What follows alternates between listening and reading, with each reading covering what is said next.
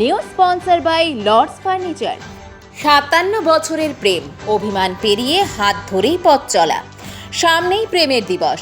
যখন ভালোবাসা আজকাল এক ক্লিকে শুরু হয় আর এক ক্লিকে শেষ হয়ে যায়, ঠিক তখনই জলপাইগুড়ির মোহিতনগরের এক দম্পতি যেন ভালোবাসার জীবন্ত সংজ্ঞা হয়ে দাঁড়িয়েছেন।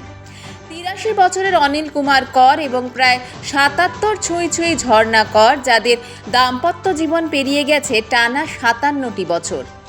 1968 সালের 1 আগস্ট শুরু হয়েছিল অনিল ঝর্ণার বিবাহিত ইনিংস।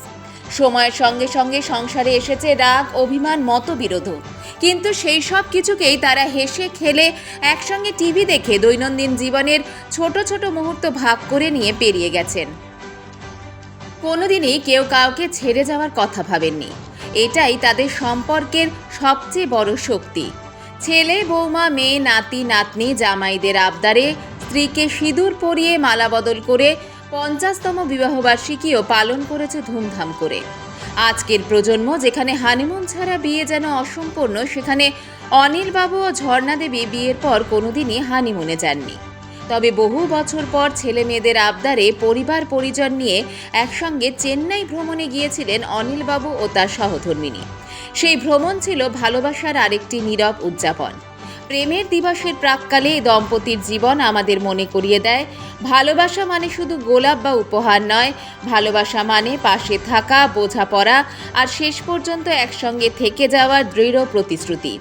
অনিল আর ঝর্ণার 57 বছরের পথ চলা নিঃশব্দে বলে যায়, সময় বদলেছে, শরীর দুর্বল হয়েছে, কিন্তু ভালোবাসা রয়ে গেছে একই রকম অটুট।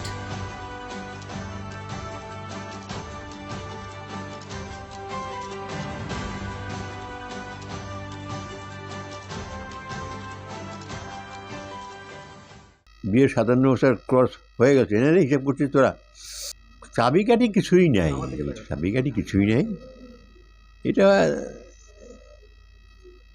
কারণ আমি একটু শান্তিপ্রিয় লোক ছিলাম। আমি এসব কোনো ব্যাপারে ব্যাপারে আমি পারলে কাউকে সাহায্যই করতাম, আর্থিক দিকে না হোক, মানুষ বুদ্ধি দিয়ে, জ্ঞান দিয়ে, এইভাবে আমি এসব কোনো ঝামেলায় আমি যাইতাম না। আমি ছোটোর থেকে বাড়ির বাইরে, তো আমি অনেক কষ্ট করে বড় হয়েছি।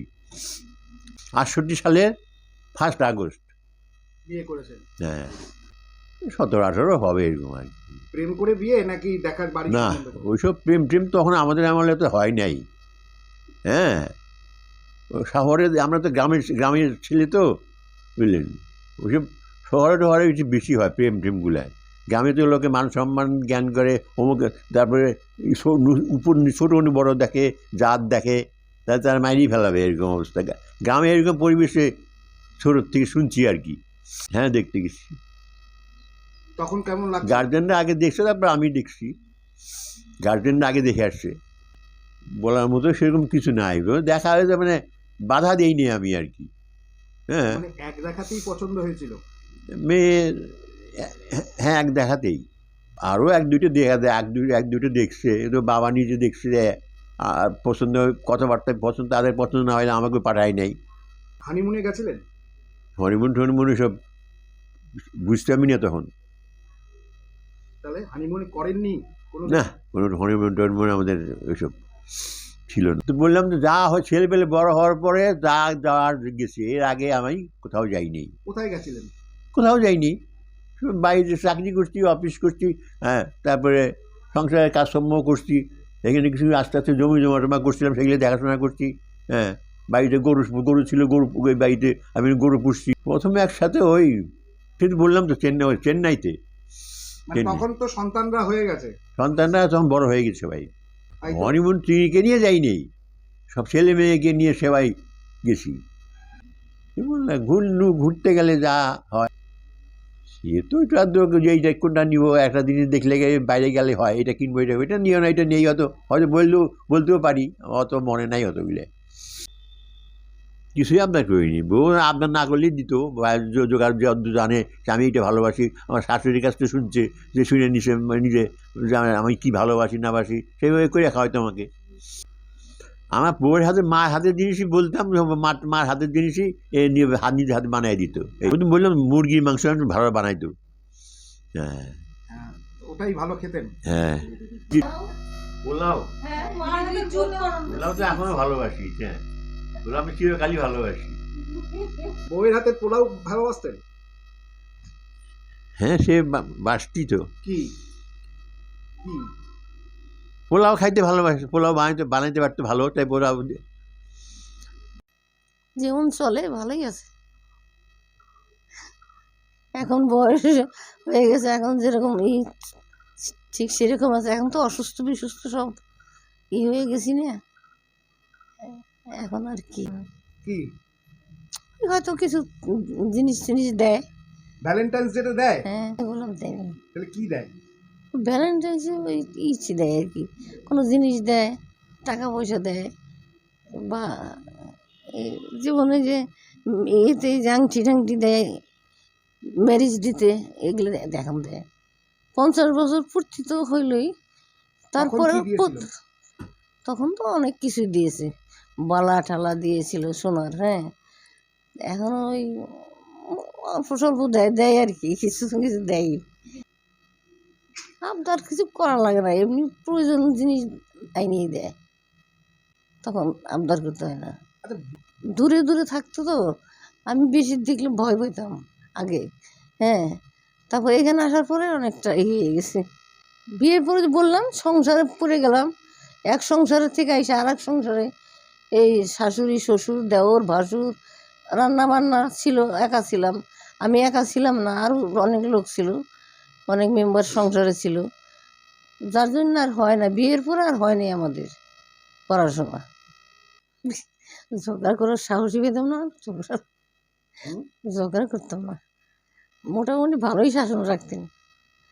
তা আমাদের ওই সময় ওইটা ছিল না, মানে মেয়েদের বিয়ে হইলে শ্বশুরবাড়ি সব ওইটাই ছিল আর কি, জানানো হয়তো, তখন অতটাই ছিল না। এদের কেমিস্ট্রিটা বুঝতে গেলে মানে উল্টো দিকটা দিয়ে দেখতে হবে। উল্টো দিক বলতে এরা যখন একজনের অ্যাবসেন্সে আরেকজনের যে ফিলিংসটা, এটাই বিরাট ব্যাপার। মাঝখানে মা অসুস্থ ছিলেন, নার্সিংহোমে ভর্তি ছিলেন, তা আমরা যখন নার্সিংহোম থেকে রাত্রিবেলা ফিরে আসতাম, বাবা শুধু একটা কথা বলছি, কিরে তারা আজকেও মাকে নিয়ে আসতে পারলি না? হ্যাঁ কোথায় মাটাকে একা ফেলে দিয়ে চলে আসলি? মানে তাতেই বোঝা যায় যে এত বছর পরও এদের মধ্যে কিন্তু একটা বিরাট একটা বন্ডিং। এবং ওখানে গেলেও মা শুধু বাবার কথাই জিজ্ঞেস করবে, কিরে বাবা কেমন আছে, বাবা কী করছে, বাবাকে নিয়ে আসছিস না? না বাবাকে এত বয়স্ক লোক, বাবাকে নিয়ে আসবো না। তা আলটিমেটলি এদের মধ্যে কি একটা অনেক সময় ঝগড়াঝাটি হচ্ছে, সব ঠিক আছে, কিন্তু মানে ভেতরের ভালোবাসাটা মারাত্মক, যার জন্য কি হচ্ছে ঠিক আবার সব যেহেতু বন্ডিংটা মানে ভালোবাসাটা খুব ভালো, ওই জন্য রাগারাগি হলেও আবার ঠিক মিলে যাচ্ছে।